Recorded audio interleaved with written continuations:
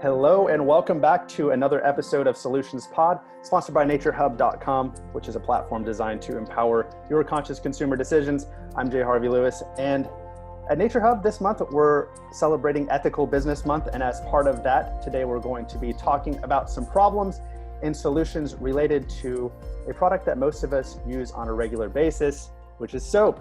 And today we'll be talking about two very solid products that could one day replace the liquid shampoos and conditioners that most of us have grown accustomed to, along with plastic containers. So soap has gotten a lot of attention recently because it's better than hand sanitizer at neutralizing viruses, bacteria, and other pathogens, because it can destroy the lipid bilayer membrane more effectively. And I think the most of the products on the market, though, have ingredients which can be harmful to living organisms. So it's kind of ironic. Most of us have probably at some point seen beautiful handmade soaps at farmers markets and boutiques, but I think a lot of us have wondered, are they really that much different? So today, to help answer that question, is our wonderful co-host Sia Vasovic, who's our community manager at naturehub.com, and our amazing guest and soap expert, Lana of Solidamie.co.uk. So for those of you who are watching, that's solidamie.co.uk. Thank you so much for joining us, Lana.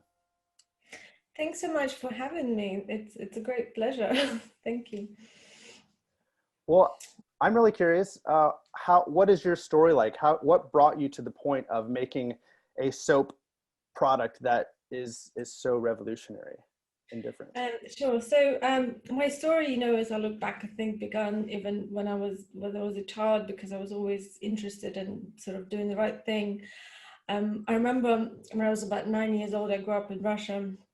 I was standing at the traffic light, and this guy stopped his car and threw a cigarette butt out of the car, and I sort of stormed off and threw it back at him in the car. And I remember my mum's face, it was like she was just absolutely horrified, and she was like, "What are you doing?" She thought I was just a scrappy child and trying to cause trouble. But I understand now that I was just very passionate. I was just passionate about the right thing. I was passionate about people not littering. And I think years on, it's kind of the same passion that led me to look at the ugly side of beauty and basically see like what I can do, how I can make a difference. Because I always wanted to have a business, but I just kind of was waiting for the right moment to see when I can bring something and I can change something and make the world a better place and educate people around the subject as well. So wow, that's such a cool story to get started. I've seen videos like that that have gone completely viral of people like throwing trash back in people's cars, but like you were way ahead of your time. That's awesome. Yeah, I guess so.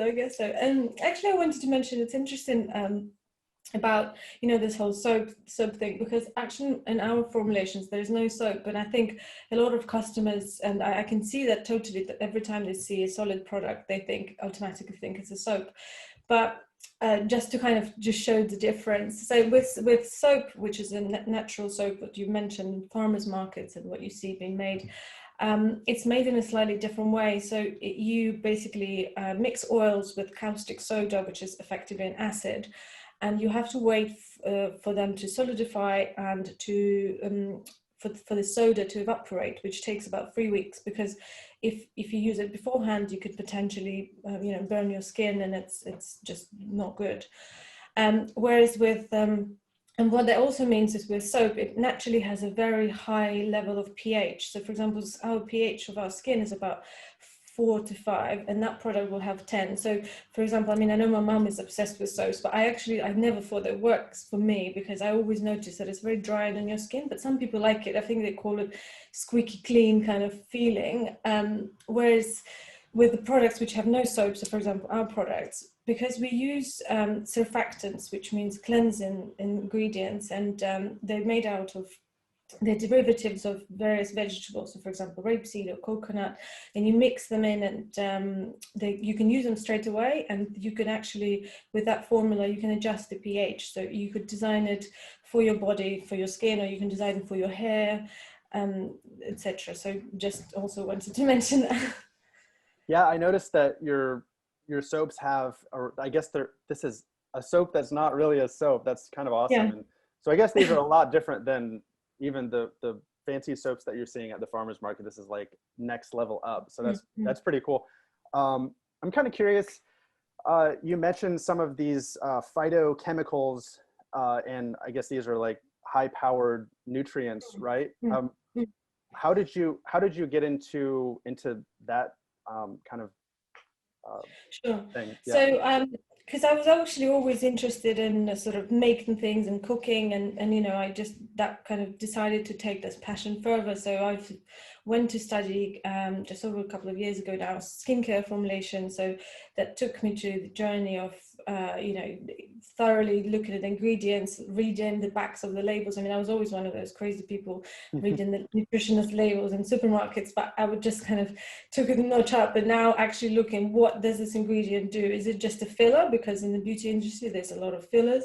Or is it actually functioning? And, particularly like even with water now, there's a lot of products appearing without water. I don't just mean solid products, I mean even oils, and because people understood that they don't necessarily need this clunky moisturizers and tons of packaging. You can just, oils would have similar functions. So yeah, I've studied, and afterwards I realized actually first of all, the skincare market is quite oversaturated, but also because I was so nuts about the packaging, I realized that I just can't find a solution, because every type of packaging you look, they will have, in terms of sustainability, some consequences. So only 30% of glass gets recycled, let's say, which because it needs to be sorted, which, etc. And then I was like, I don't want to bring more waste into the world, because I'm just trying to, bring something good. And then if you look at aluminium, for example, although 80% of it does get recycled, it actually leaches into a product, which makes it harmful for customer. Also, it makes a very short lifespan. And with plastic packaging, because only like, you can only recycle it a certain amount of time. So again, you're just producing more waste, basically. Yeah, it was just lots of learning and kind of studying, and and I just decided that I would make solid products for now for hair, but I'm looking at developing formulations for face and body as well. So that's really interesting, because I've been going through your website, and it does come across like not just another beauty brand, because you do sound so passionate and skilled, and you understand this area so well. And on your social media as well, every post is not just another post to promote your brand. You genuinely are very informative with with what you communicate, which is great. Yeah, for me, it's like two passions that I have, which is beauty and the sustainability, the sustainable aspect of it is super interesting. So I really enjoyed looking through your website. But the question still stands, what makes solid bars better than the mainstream alternatives? So like, could you bring some points up? Sure. So I guess one of the main things is, so for example, if we look at shampoo bars, so typical shampoo would have about 80 to 95% of water, leaving the customer only with that minimal 5% of actual active ingredients. And also, so apart from unnecessary packaging, we can obviously activate the product with water that we have in a shower. So the heavier the products, because there's a thing in beauty, if you have a sort of heavier the product, the more money you can charge for it, because that's like a luxury kind of thing. But it's actually tricking the consumer, I guess, because they don't need that's weight, because its weight adds to the waste and the carbon footprint and etc. So it's like an illusion, I guess. So and also again, with the difference, I guess, with our bars, and it's obviously the ingredients. The main cleansing ingredient is SLS, which is sodium lauryl sulfate. And some people, although it doesn't directly cause any sort of horrible stuff like cancer, a lot of people still have they feel like they have irritated scalp, and for example, because it's also used in all sorts of cleansing products, and like shower gels and baths, everything. So if you notice that products cause irritation, that would be the first ingredient to extract, because there are these days so much more milder, but as I mentioned, called green surfactants that could be used. So that would be the biggest ingredients. But however, there's a lot of bars, without naming any kind of big companies, there are a lot of bars appearing, but they still use that SLS product, which effectively, yes, they reduce the waste, but it's actually not much better for customer, because it still would potentially cause irritation. And another thing with SLS, although because it's so potent and it's synthetically derived, it's actually derived from petrol. You know, potentially that means that because it's so potent, that product will have to be tested on animals before they introduce it to humans, because if it's so, you know, so strong, you can't. But whereas mild ingredients, you can actually eradicate that. Yeah, these are huge, you know, points when you think from the sustainability side, and definitely convinced me. Just one question more from like maybe a bit of a girly side, but doesn't just touch girls. I've just noticed that I think 3 of us have a bit of a similar hair structure. So I was just wondering whether, you know, you experienced some differences when you started using your own bars, because I assume that's the main product you use, right? So Yeah. like, what are the actual differences you've noticed on your hair? So definitely the hair is kind of softer. So I remember like one of the main reasons I also even decided to look at creating the shampoo product, because when we go traveling and you stay in a hotel and then you use some shampoo and you come out and you feel like you have a Brillo pad instead of hair, because it just doesn't sort of work. It's just so harsh, and it makes it so so it's a healthier look and healthier feel, and it's just very soft. And this is what the customers have also been saying, that it just, yeah, it's, you could totally get the difference, because it's, yeah, this feeling of the hair. Maybe I'll have to try that, because I don't know. I'm actually one of the, you say you're crazy because you read ingredients. I think that's crazy smart, by the way. But I guess I'm crazy in another way. I'm part of the poo-less movement, so I haven't really been using any shampoo for a while. I use different types of rinses that I make out of like vinegar and stuff, but I'm still having some issues with, like, it is still kind of like, it's got that dryness. So I'm definitely curious about your product. I'd love to try it. So yeah, vinegar rinse is one of those things when people tell me about the vinegar rinse, I'm like, oh my God, because yes, this is what happens when you wash your hair with soap, and then because it's obviously so hard because the pH is wrong for you, and then they tell you about the vinegar rinse. I personally think it's actually quite damaging for the structure of your hair, and there's scientific research behind it, but I know, I think it's really bad. okay, but I guess since your soap isn't really a soap, I could still be part of the poo-less movement. By the way, everybody, that's like short for shampoo. So, and you should check out that, just if you're curious. It's kind of interesting. Yeah, no, yeah, trust me, I read a lot about it. Yes. I guess you know all about it. It's I guess maybe has a lot of shortcomings. So I'm glad that you've been working on this product. And I'm particularly, you know, I'm one of those crazy people who reads the ingredients too. And everything, it takes me way too long to shop, especially in Taiwan, where I've got to like scan the thing and then translate it. It's a nightmare. But what are some of the ingredients and like harmful things that are coming from, I guess, the soap industry in general, that people might not know about? I think maybe the soap industry is not as bad as some others. So, for example, you know, first of all, depending on where you are in the world. So, I know you mentioned Taiwan. I actually don't know much about the regulation there, but I know, for example, in different countries, they obviously have different laws. So, in US, which is just insane, the regulation hasn't been reviewed for so many years. So, they only have 11 ingredients which are prohibited, comparing to European Union, where they have 1,300 ingredients. Or in Canada, where there's 500 ingredients. So, and because of this loophole, that actually, unfortunately for citizens of America, there's so many nasty companies that just find very creative ways to hide this ingredient. So, for example, the worst ones would probably be for the environment and for us as humans would be like floor polishes or kind of various detergent ingredients or like glass cleaners and stuff. So I don't know if you heard of this company called DuPont. Oh yeah.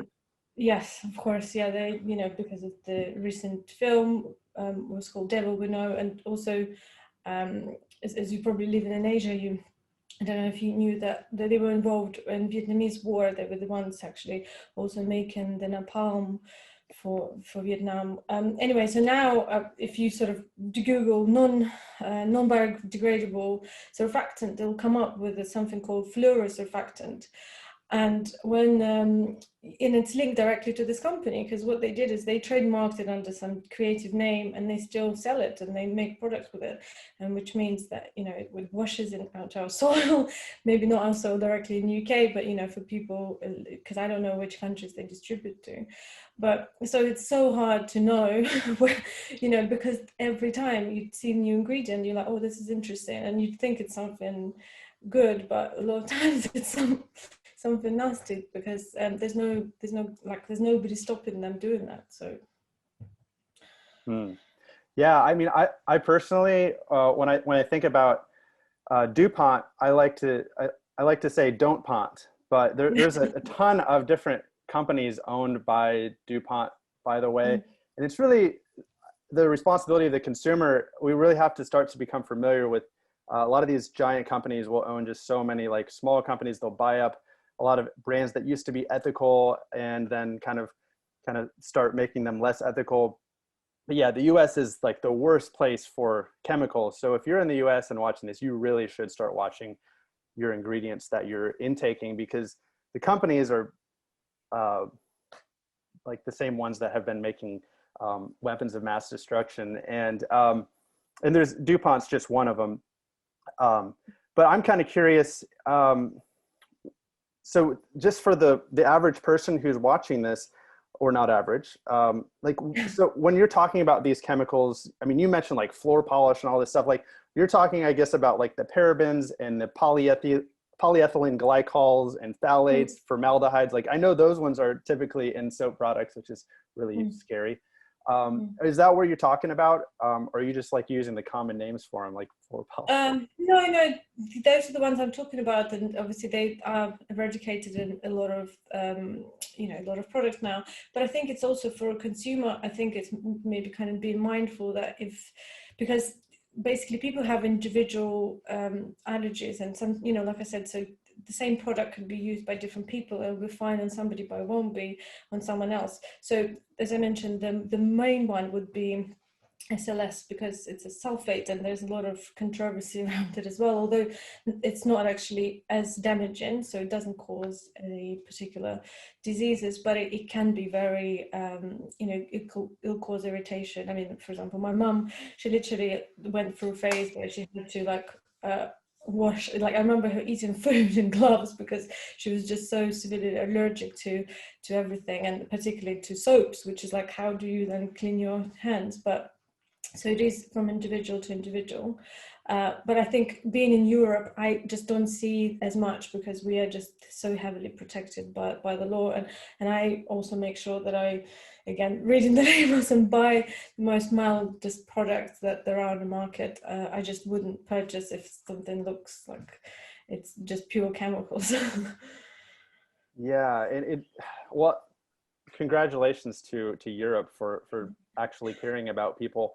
And for those of you who are watching this and wanting to know a little bit more, I'll post a link to some of those harmful chemicals that you might want to be mindful of. I don't want to spend all day going into those. I mentioned a few of them, but a lot of them are known to cause cancer and known to cause environmental problems. So it's running off into the water supply and causing significant damage in some cases. And this is a problem that is going to obviously depend on your country. So we're only talking about Europe and the US, but you know, obviously, like for example, in China, they just passed a law to make it so that animal testing on cosmetic products would not be mandatory. So like everything else was mandatory. So like there's a lot of places that are really backwards. I don't mean to pick on China in particular, but yeah. But no, it's true. They should be ashamed of it. It took them so many years to get there. But yes, it's a huge, it's exciting that they're catching up, because there were still a lot of companies actually had to make a decision that we just won't be selling into China, because although they have customers who are interested, but they just don't want to go through this, and because they think the ethical side of it is more important than making loads of money. So. Yeah, I think it's important. You're right. It's important to give that positive reinforcement. And when something gets changed, I can see that a lot on social media. You know, for example, a supermarket would switch some line and completely eradicate all packaging for a certain line of products, and all people are saying is like, oh yeah, okay, but it's only one product, it doesn't, you know, and keep on saying negative things. But this positive reinforcement could lead it much further. So I think you're very right with that type of approach. Yeah, it was very interesting everything you were saying about, you know, the ingredients. Yeah, Justin constantly mentions that about the US, that you know, EU is so much better in that approach compared to the US. So it's something that we hear quite often from him. So yeah, it is quite scary, and it is really sad reality. But for the people that are living in the US, is there any advice you would give, you know, apart from Solidamie shampoo bars? What other natural methods of looking after your hair and like generally cosmetics and beauty that you would recommend or you use? Well, I personally would say that I mean, there's a lot of recipes on the internet about various things, as we know. Justin put into some of them as well with the rinse. But I personally, so I have like a maybe bi-weekly.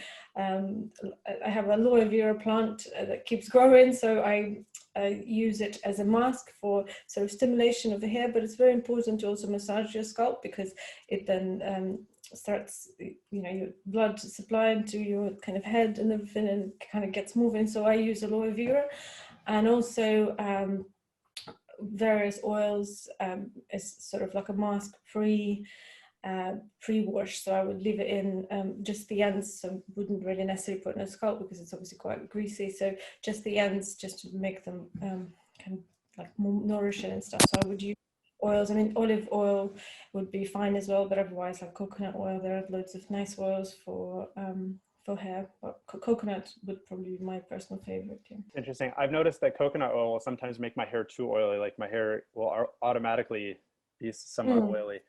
But I'm curious. So yeah, I'm a DIY person. I know a lot of people listening probably are too. So okay, so I'm using. I'm kind of curious if like I'm sort of on the right track here. So I'm using. So I'm using ginger also in the vinegar mixture, and aloe that I also grew in my garden. What was that? Fresh ginger. Fresh ginger. Okay. Yeah. Okay. No, I'm asking, is it fresh ginger you Oh using? no, it's powdered, because I have way too much powdered ginger. It's organic, but yeah, maybe it doesn't matter now that it's powdered. Maybe it destroyed I whatever. personally haven't heard of well, although one of the products, actually one of our products does have ginger, so in the shampoo. So and yeah, I think, yeah, I think I just don't know how the powdered one, how like how old it is, how long it's been through, because I'm more into like kind of fresher stuff. So aloe vera would literally be cut off from the plant. So Yeah, I mean the ginger is growing wild here in Taiwan, so I really don't have any excuse. So I just didn't. I had like a lot of extra ginger, so I thought, oh, I'll try this. I've read some good things, but it's really hard do you make a mask with it? Do you make a mask with it? I don't. I haven't ever made a mask. Maybe I should. I don't know anything about like the beauty world of, you know. I like how Justin is asking for more advice than I am. Well, in terms of coconut oil, maybe I think it's good, but it's obviously moderation. So if you're putting it after you wash your hair, you literally need a tiny drop and just to spread it over your hair, because yeah, otherwise it's just, yeah, it's too much. It will make your hair greasy. So everything in moderation. That's a tip.